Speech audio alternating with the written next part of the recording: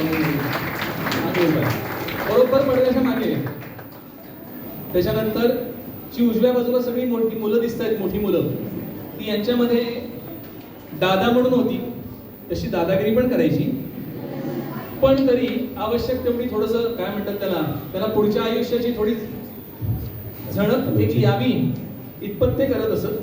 तेव्हा त्यांना समजायचे what we are going to face, असं ते होतं थोडंसं. तर ही सगळी मुलं, इथे बसणारे प्रतीक बुवा, अमेय बुवा, आणि ह्या सगळ्या मुलांना जेवू खाऊ घालणारे आमचे आचारी, त्याचप्रमाणे ताम्हणकर काकू आणि त्यांची सगळी टीम, ह्या सगळ्या जणांनी खूप खूप मेहनत घेतली. मुलं रात्री लवकर झोपत नसत, ती मुलं झोपल्यानंतर झोपायचं आणि मुलं उठायच्या आधी उठायचं. अवघड आहे ना? कारण 7 वाजता मुलं उठायच्या आधी उठणं आणि 5 वाजता मुलं उठायच्या आधी उठणं याच्यात थोडा फरक आहे. आणि रात्री मुलं 11 नंतर झोपणं म्हणजे आपण 12 वाजता झोपणं म्हणजे आपल्या झोपेचे काय, माझ्या मनात सगळे इतके बरोबर ओळखतायत. अशी सगळी फार मोठी टीम आहे ज्यांनी खूप खूप मेहनत घेतली. आणि ही टीम इथेच राहणार आहे, कारण आज हा वर्ग संपला, उद्याचा एक दिवस साफसफाईला आहे आणि बरोबर 10 तारखेला अशाच मुलींचा वर्ग सुरू होणार आहे आणि तो 16 तारखेपर्यंत असणार आहे. त्यांच्यासाठी थोडा उपक्रम वेगळा असतो. आपण 10 ते 14 वयोगटाचा हा वर्ग घेतला. 10 ते 14 वयोगटाचा हा वर्ग घेतला. 14 ते 18 कुठलाही वर्ग नसतो आपल्याकडे. 18 ते 24 या वयोगटासाठी युवक उत्कर्ष शिबिर आणि युवती उत्कर्ष शिबिर असे 2 शिबिर होतात. त्याच्यानंतर 25 ते 50 प्रापंचिक ज्ञानवर्धन शिबिर होतं आणि 50 ते 75 वानप्रस्थ साफल्य शिबिर होतं. थोडक्यात कोई छूट ना पाय. सगळ्या वयोगटांसाठी आपण शिबिर घेत असतो. आपला फेसबुक पेज आहे, त्या सगळ्यांसाठी ती सगळी माहिती त्या फेसबुक पेजवर येत असते. मुलांच्या शिबिराची माहिती ऑनलाईन कुठेही येत नाही, कारण 500 ते 600 फोन कॉल्स ताम्हणकर काकू एकटे हँडल करतात. कारण 500 ते 600 लोकांना नाही म्हणायला लागतंय. आणि त्यांच्या सुनबाई सानिकाताई, ही दोघं जण फोनवर बसून असतात. त्यांना जेवायला सुद्धा त्या दिवशी सुट्टी मिळत नाही. 133 मुलांना इथे सहभाग मिळाला आहे, पण 600 मुलांना नाही म्हटलेलं आहे, म्हणजे ही खरंच भाग्यवान आहे. फार वेळ लांबत नाही. पुढच्या वर्षी जो व्हॉट्सअपचा ग्रुप आहे त्याच्यावर मेसेज येईल, तेव्हा मेसेज आपण जाणीवपूर्वक बघा. कारण हे झाल्यानंतर बाकीच्यांना फिलअप केलं की मग तुमचे फोन येतात की आमचा मुलगा मागल्या वर्षी होता पण आम्ही मेसेज बघितला नाही. असे असंख्य मुलं यावेळी एलिमिनेट झाली आहेत. ते जर आपल्याला होऊ नये असं वाटत असेल आणि पुढल्या वर्षी जर मुलाला पाठवायचं असेल तर व्हॉट्सअप जो ग्रुप केलेला आहे त्याच्यावर लक्ष ठेवा. साधारण फेब्रुवारी महिन्यामध्ये मेसेज येईल आपल्याला त्या ग्रुपवर की आता ह्या तारखेला ओपन होणार आहे. ह्यानंतर कल्याणकरी रामराय ही प्रार्थना होईल.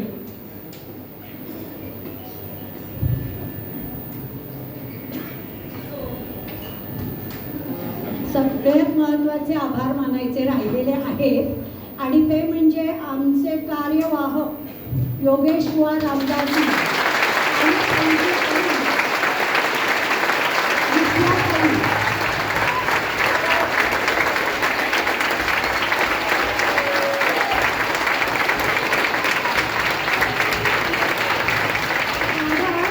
आम्ही सगळेजण फक्त येतो तात्पुरते शिबिरापुरते आणि जातो, पण ह्या सगळ्याचं नियोजन, सगळी आखणी, मांडणी, आत्ता दिलेले हे सगळे सर्टिफिकेट हे आमचे शेवडे बुवा लिहितात. सगळी सर्टिफिकेटांवर लिहितात ते.